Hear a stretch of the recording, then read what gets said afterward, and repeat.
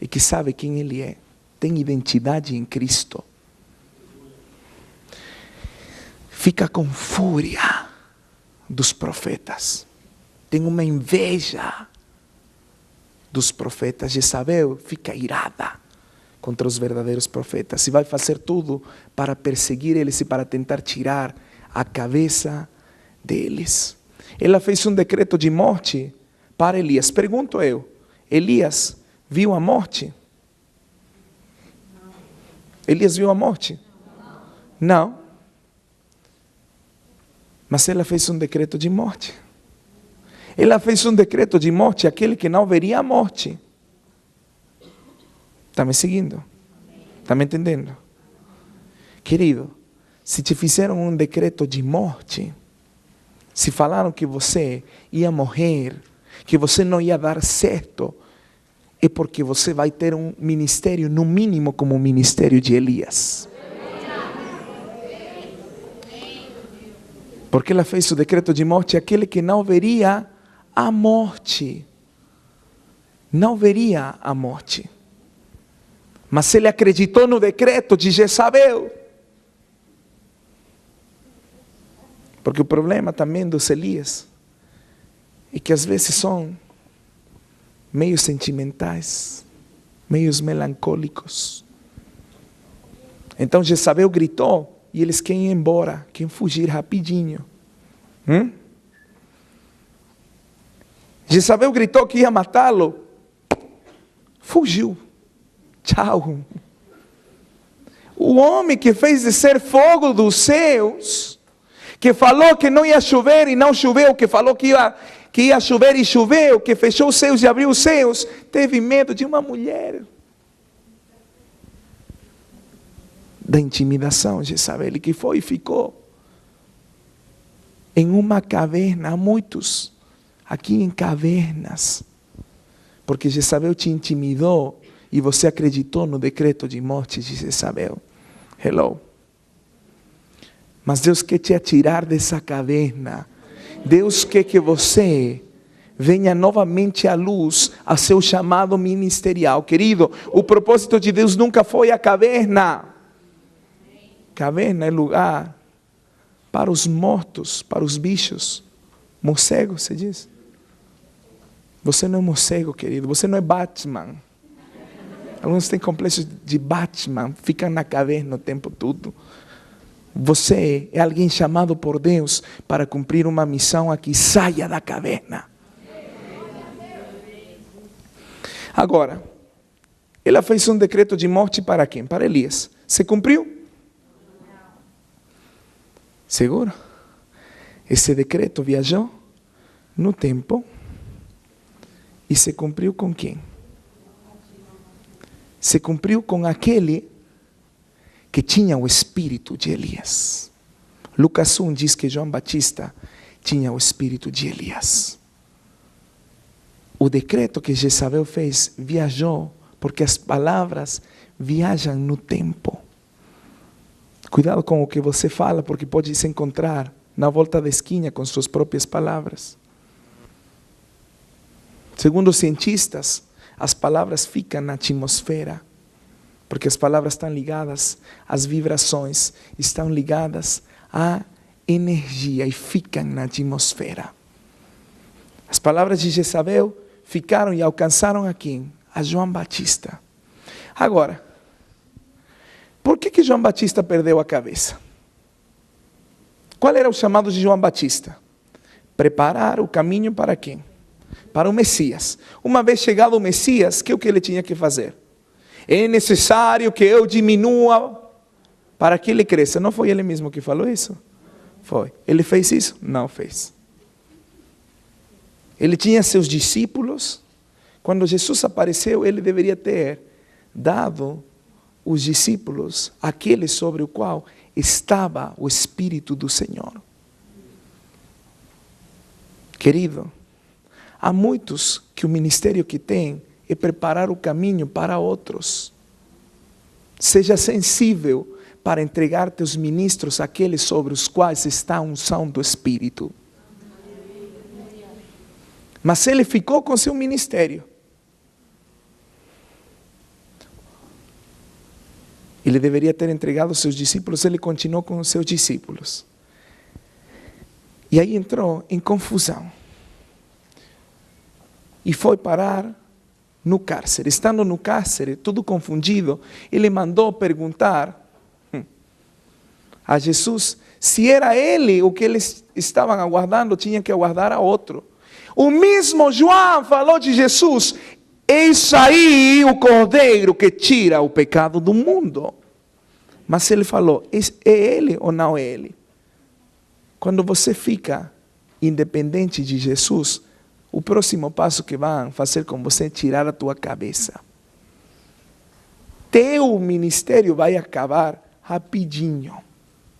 Hello? João perdeu a cabeça. Houve um Acabe chamado Herodes, uma Jezabel chamada Herodias e uma Thalia chamada Salomé. Salomé, através da sedução, dançou para ele. O outro ficou bobo. Falou: o que você quer que eu te faça? Eu quero a cabeça.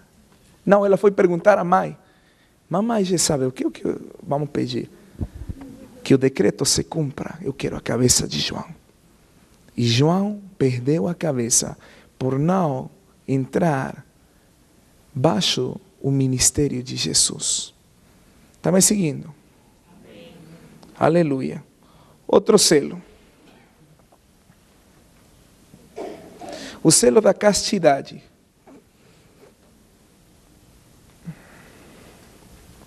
A influência deste selo é a proibição do casamento. É um selo de solteirismo, que não permite que muitos homens e mulheres encontrem a pessoa que Deus preparou para eles. Você já viu que nas igrejas há uma boa quantidade de solteiros, homens e mulheres que não casam e já deveriam ter casado? Está me seguindo? Isso pode ser, em muitos dos casos, influência de Jezabel, o selo de castidade. 1 de Timóteo 4, 1 ao 3. Selo da castidade. Então, o selo da castidade, a influência deste selo de Jezabel é a proibição do casamento. É um selo de solteirismo que não permite que as pessoas se casem. 1 de Timóteo 4, 1 ao 3. Diz: mas o Espírito expressamente diz que nos últimos tempos apostatarão alguns da fé, dando ouvidos a espíritos enganadores e a doutrinas de demônios, pela hipocrisia de homens que falam mentiras, tendo cauterizado a sua própria consciência, proibindo o casamento e ordenando a abstinência dos alimentos que Deus criou para os fiéis e para os que conhecem a verdade, a fim de usarem deles com ação de graças. Bem, este selo, o selo da castidade, impede que as pessoas se casem. Jezabel odeia o casamento. Ela vai fazer tudo possível para que as pessoas não casem. É comum, nestes casos, ver que até se levantam as orações contrárias. Jezabel, através das orações contrárias, estabelece a feitiçaria mais forte. A feitiçaria mais forte não é a que vem de fora, é a que está dentro da igreja. As orações contrárias é a feitiçaria mais elevada que existe. Bem, agora, como é que este selo foi colocado na vida das pessoas? Há algumas razões. Primeira razão: pessoas que foram consagradas a uma virgem ou a um santo, através de votos pessoais. Quantos vêm do catolicismo aqui? Então é provável que você tinha sido consagrado a uma virgem, a um santo. Mas hoje o Senhor vai quebrar essa aliança jezabelica na tua vida, essa consagração. Então, quando se consagra uma virgem, o selo de castidade vem a ser efetivo na vida da pessoa e a pessoa não casa. Ou casa, mas atua como se não tivesse casado. Você já viu que há pessoas que casaram, mas atuam como se não tivessem casadas? Porque Jezabel significa não casada também. Outra das formas nas quais este selo é colocado na vida das pessoas. Pais que não aceitam que seus filhos se casem de uma maneira que não lhes convenha. Pais que fazem declarações como as seguintes. Você já ouviu alguma vez que o pai fala: minha filhinha é de papai e ela não vai casar com mais ninguém. Foi selada nessa hora. Maldições. O filhinho é da mamãe e ele vai ficar com a mamãe o tempo todo. O filhinho fica com a mamãe. Jezabel selando com castidade. Agora, muitos desses solteiros vivem com grandes lutas internas, prostituindo-se mentalmente e praticando a masturbação, tanto homens como mulheres. Mas cadê o dom de celibato? A Bíblia fala que é um dom dado por Deus e não está relacionado a nenhum selo de Jezabel. Um exemplo disto é a vida de Paulo. Mas é muito fácil saber quem tem o dom e quem não. Mulheres, você quer saber se você tem o dom de celibato? Fácil demais. Coloca um cacto e coloca aí no outro lado a Brad Pitt. Se para você é a mesma coisa olhar o cacto que olhar a Brad Pitt, você tem o dom. Se não, caça logo, por favor. Varões, você quer saber se você tem o dom de celibato? De ficar solteiro a vida toda? Simples. Coloca um cacto, coloca Jennifer Lopez, a Giló. Se para você é a mesma coisa olhar os dois, então você tem o dom. Se não, caça logo, não se queima mais. Amém? Agora,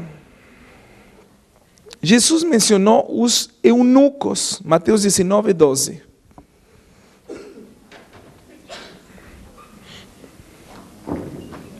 Porque eunucos que assim nasceram do ventre da mãe, e eunucos que foram castrados pelos homens, e eunucos que se castraram a si mesmos por causa do reino dos céus.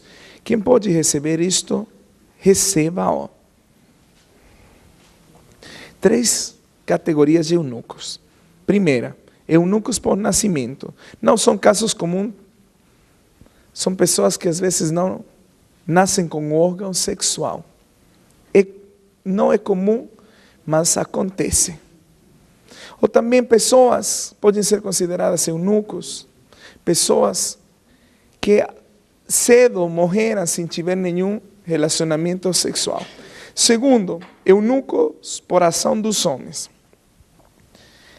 Isto se dava muito nas culturas do Antigo Testamento, que os eunucos eram capados para ficar assistindo às rainhas.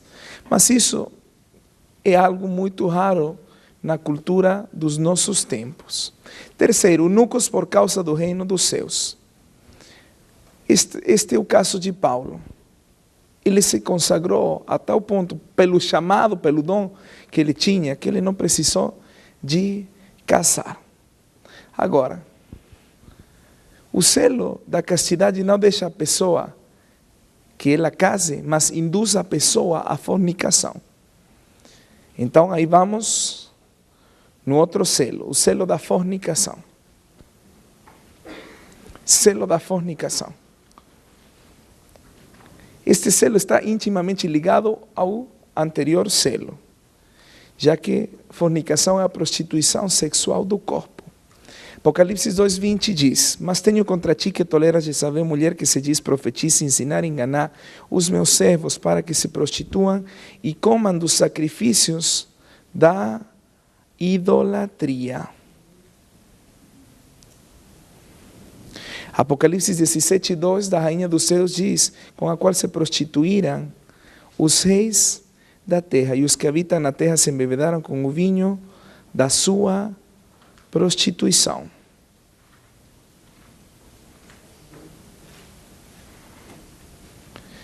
Não esqueça que Jezabel significa castidade, mas isso não significa santidade.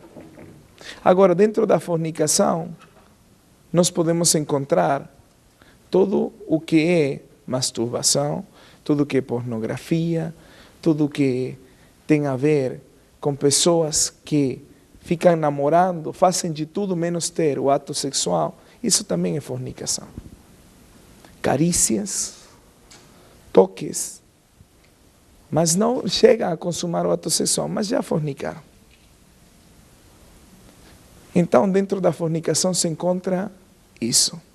Jezabel não quer que as pessoas casem, mas sim que forniquem. De fato, você vai ver algo.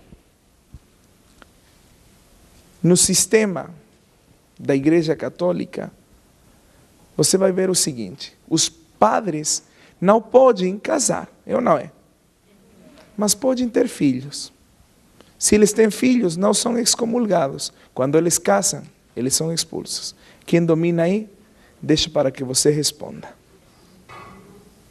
Vamos lá. O selo da incubação jezabélica.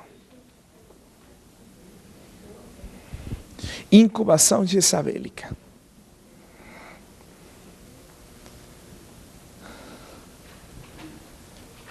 Aqui precisamos rever um conceito. Isaías 59:5. Diz o seguinte: chocam ovos de basilisco e tecem teias de aranha. O que comer dos ovos deles morrerá, e quebrando-os sairá uma víbora.